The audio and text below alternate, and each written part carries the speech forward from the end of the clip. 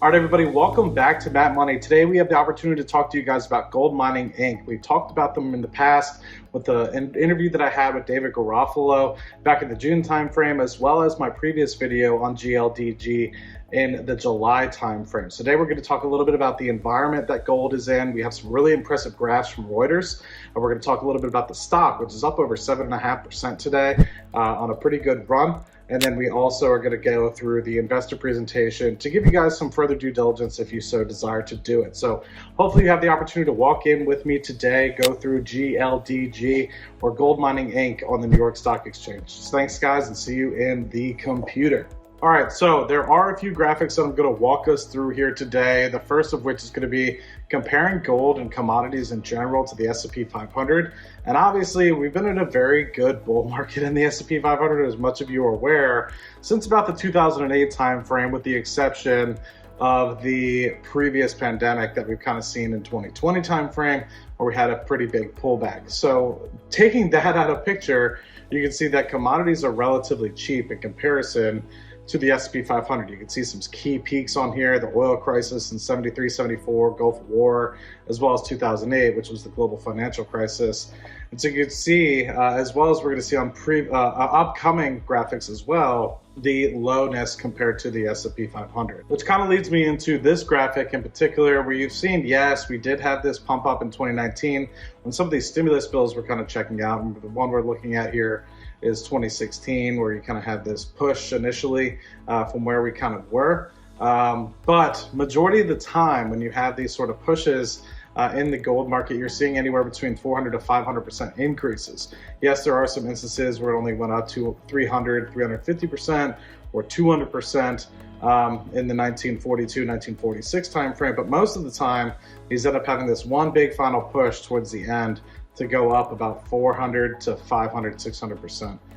So just wanted to give that sort of context as well, because currently we're sitting around 200%-ish up from the lows. Also, with the great increase in gold prices from what we've seen back in, since we've kind of had the bear market in 2012-ish timeframe, you can see the bear market really allowed you to kind of get deep into the hole here for net income with some of these gold companies. As the price kind of recovered and companies started to experience sort of deflation in the cost structure and really started to make sure that they could withstand and lower their all-in sustaining costs throughout the entirety of the bear market, and you actually started having some decent returns coming into mid-2016, 2017, when gold started to kind of come back up in price. And then obviously with the recent run-up since 2019, trailing 12-month net income has never been higher since the 1996 timeframe. So relatively good in that respect, because obviously the gold price is really good. Everyone was really getting themselves prepared for an extended bear market since the 2012 timeframe, and obviously lowering their costs associated with all-in sustaining costs, as well as operations costs and many other things. They have been able to take advantage of the increased margins as gold doubled in price basically from 2012 to now. So allowing them to basically have lower sustaining costs and be able to take the increase in price and put it directly towards the bottom line. Now, there are two additional graphics that I want to go through today, talking about where Gold Mining Inc. could be propelled in this sort of environment over the past 60 or so months or so since 2016, where we've actually seen a run up in the gold price. Overall, we're only up about 60 to 70% comparatively to a lot of these other bull runs, one of which in the 80s was 70% as well, but the majority of which are over 100 to 700%, as you can kind of see on this graphic here. And this is from just the 70s, of course. There's additional ones in the past that we kind of looked at on a previous chart as well. But yeah, this could mean that there is further potential in this one as well. It's not to say that there is, but there's much potential if you look at some of these other instances where gold ran up way over 100% in a previous bull cycle. And lastly, I want to highlight the textbook cup and handle formation that's kind of coming out of Reuters here. You're kind of seeing the fact that you had this drawdown in 2012 and eventually this beginning of a run up here towards the current bull market that we're kind of seeing in gold. Now, is that going to kind of tail off, hit this bottom, and eventually skin up or shoot up rather? or is it going to continue down and to the right, kind of like what we've seen in the 2012 timeframe? Now, I did want to highlight specifically for Gold Mining Inc. here the run up that we had 7.5% today, which shows that there is people with respect to where we are in the current environment with interest rates increases and everything of the like, people showing renewed interest in gold related stocks. So keep this in your repertoire for things or in your watch list for things going forward, especially with the continued volatility that I anticipate we'll see up into the March interest rate hike.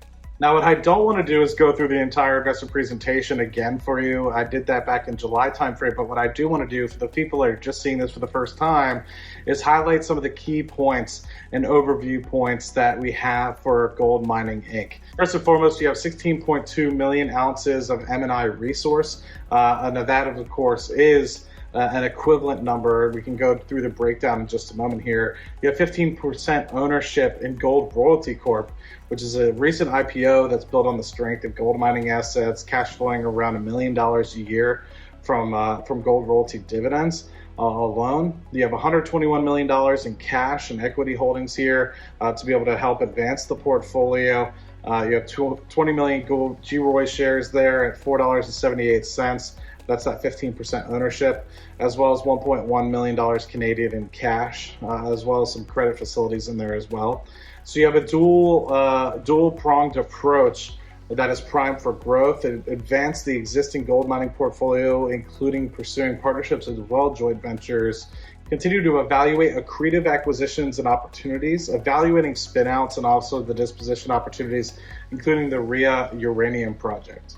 So this is a quick overview of the 16.2 million gold equivalent ounces that you're going to see across the portfolio, 13.5 of which is gold, 16.8 of which is silver, and you have 1.1 million pounds of which is in copper. That equates to 16.2 million of gold equivalent. You can see the breakdown here in the lower right with the commodity exposure, about 81% of which is gold, 18% of which is copper, and you have a little sliver here, about 1%. Of silver as well. Taking a quick look at the diversity that this company has across North and South America, you can see the little squares here are actual resource stage projects where they're actually getting things up and running and actually evaluating and delineating these resources. You can see the single uranium project here, as well as some of the pre-resource projects, which is mostly here in the Brazil area. Kind of going forward. So what I do want to highlight is the fact that this company has been poisoning themselves for the future return of a bull market since the 2012 timeframe. You can kind of look at the acquisitions that they had versus the market caps of a lot of these companies and the money that they put in some of these companies, the acquisitions that actually have now kind of been underpinned. So what I'm talking about here is the peak market cap of a lot of these companies here and the fields that were acquired in this entirety, which we can take a quick look at on the next slide as well. Total market caps, a lot of these companies were 850 million at their peaks, and a lot of these were acquired at just $81 million. And of course, if you're looking at where they're at today, we're kind of returning to a bull market. You have the enterprise value of gold mining here at current market caps around 213. You have the positions of gold royalty, the 20 million shares acquired of that, which is another 120 million as well. And so obviously with the delineation of some of these resources, gold being where they're at, you can do relatively well. So this kind of gives you an idea as to some of the gold royalties that are within the portfolio, the 20 million shares that you had there. And then that goes into coupling with the gold mining assets that you're seeing on the screen here in North and South America, where they're able to pick up a bunch of different fields for around $81 million and continue to delineate those. Now, the presentation that I'm sharing with you, which you can obviously find in the description, has all these different slides and different areas that are being developed, delineated, some of the costs associated with it. So I urge you to go ahead and take an opportunity to look at that if you're so interested in Gold Mining Inc. or GLDG. Now, what I want to finish on is the following. It's just basically an overview of Gold Mining Inc. And there's a slide on here that I'm just going to read off of to kind of give you an idea as to some of the key points that I have highlighted in some of these, and some of them I may have missed. So it's an opportunity for you to go back and look at the investor presentation if it's something I may so have missed. But Gold Mining Inc. in the slide basically is titled Undervalued Growth Vehicle with Extensive Resources Throughout the Americas, one of the largest portfolios of gold and gold copper resources of any junior explorer developer, strengthened an experienced management team and technical team. David Garofalo, Amir Adnani is in here as well, who's also part of GROY, So extensive, great management team ahead of here. New 2021 mineral resource estimates, approximately 75% of the gold equivalent ounces in the portfolio. Crystallized roughly 100 million in value through the creation and IPO of Gold Royalty Corporation. Cash flow of over $800,000 a year from GROY.